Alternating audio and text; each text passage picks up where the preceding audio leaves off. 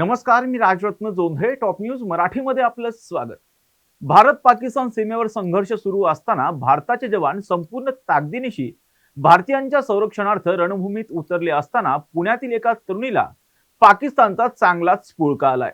या तरुणीनं पाकिस्तान कसा निर्दोष आहे असं सांगणारी पोस्ट लिहित पाकिस्तान जिंदाबादची घोषणा देखील लिहिली आणि याच प्रकरणात या तरुणी विरोधात आता गुन्हा दाखल करण्यात आला असून तिला अटकही करण्यात आली आहे.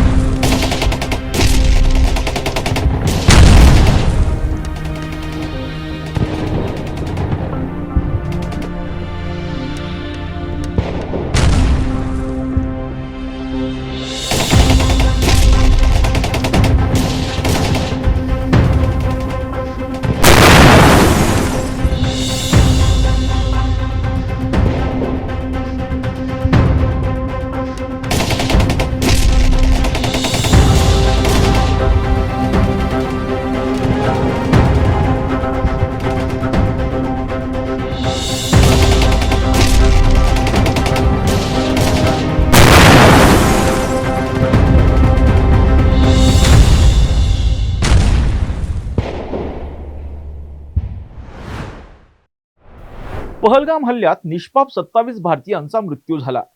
त्यानंतर भारताने ऑपरेशन सिंदूर राबवत पाकिस्तानला चोख प्रत्युत्तर दिलं.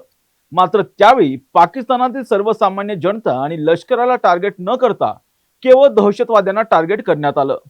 इतकी नैतिकता जपणाऱ्या भारताचे अनेक सर्वसामान्य नागरिक आणि जवान पाकिस्तानच्या गोळीबारात शहीद झाले. मात्र तरीही पुण्यातील एका तरुणीला पाकिस्तान निर्दोष असल्याचं वाटलं.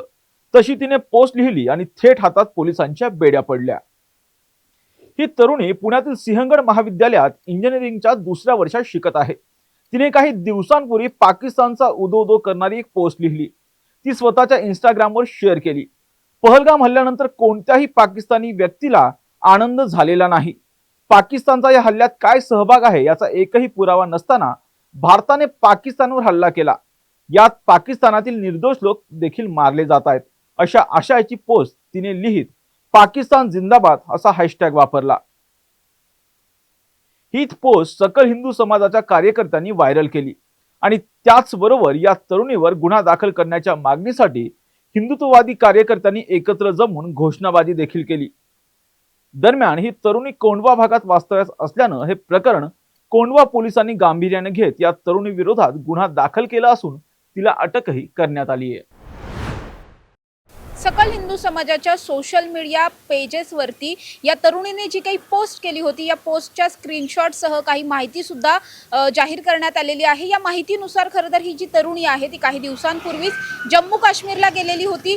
त्यानंतर तिने ही जी काही पोस्ट केली ती अतिशय संशयास्पद आहे आणि त्यामुळेच खरं तर तिचा या दहशतवाद्यांशी काही संबंध आहे का याची कसून चौकशी करण्याची मागणी केली जाते.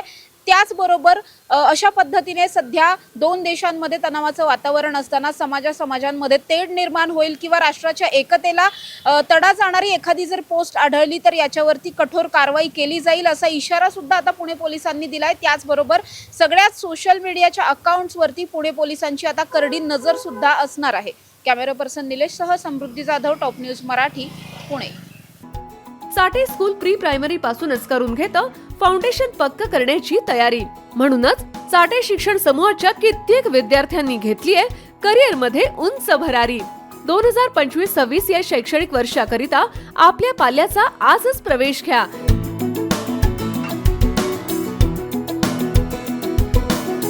प्रवेशासाठी पत्ता Shri park society, Balaji hospital समोर, खराडी बायपास, पुणे 14.